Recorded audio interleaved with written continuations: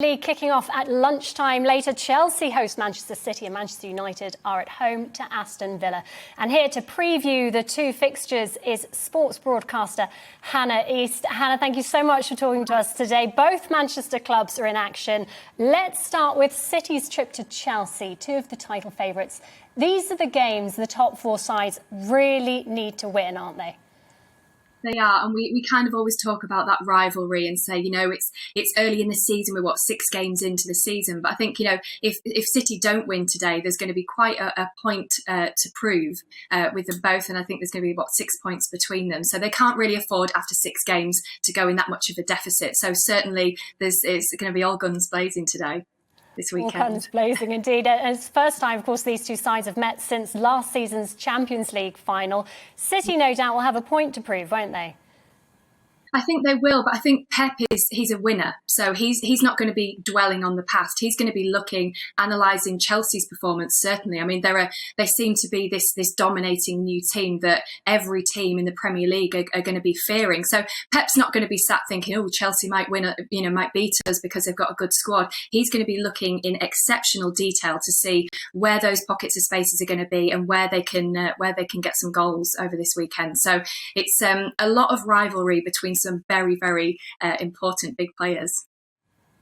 Indeed, and just how terrifying, Hannah, are Chelsea looking this campaign under Thomas Tuchel? Well, we talk about this. I mention this in a podcast in Rose Ed all the time. We talk about how dominating the players are, and you don't have a player that you think, oh, they may not play very well this weekend. They've got such strength in depth, and I think the defence is unbelievable. But I'm not kind of saying that City aren't going to win because they're both two massive teams with so much potential. Do you think that we need to read too much into the slight stutter of late from City? They're 5th in the table. How much should we be reading into at this stage in the season? I don't think a huge amount. The start of the season when you've got some new signings, I do think there could be a striker would certainly be of benefit to them. Chelsea kind of identified a bit of a gap, and they've done what they should have done. They've gone out and they've got a striker. They've got Romelu Lukaku, who's an unbelievable player in fantastic form. Certainly a more mature player, a more developed player since his time at Manchester United.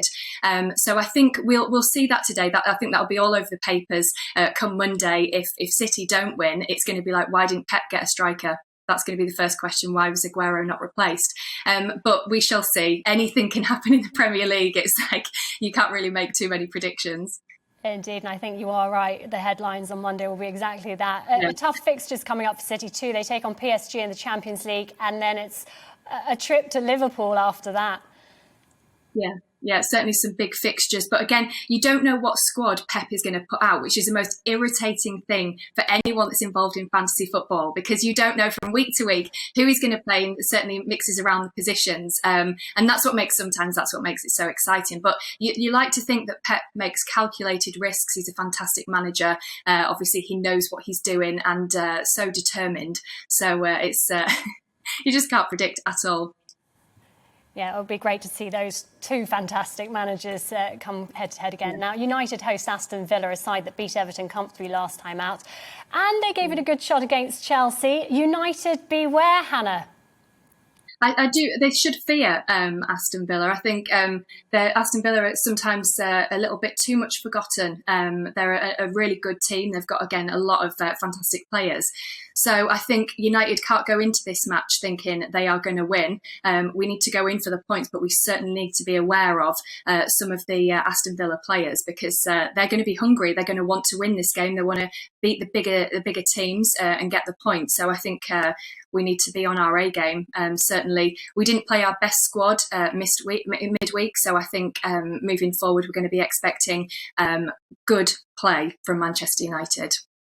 How much of a blow do you think that midweek loss will be to Ole, considering it was one of his best silverware hopes?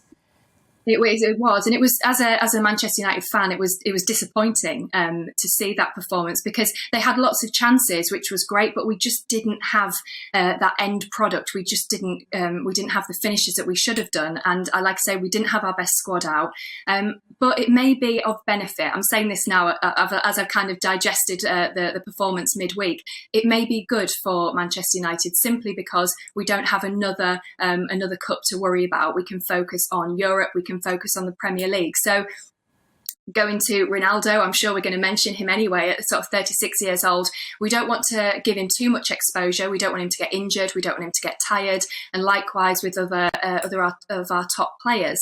So it may be actually of benefit for us to be out. And I say that at the weekend, like I say, after I digested the performance this week. But that's a positive I'm going to take out of it. We've got other areas to focus on, and I'm sure that's going to be at the forefront of Ole's mind at all times moving forward now.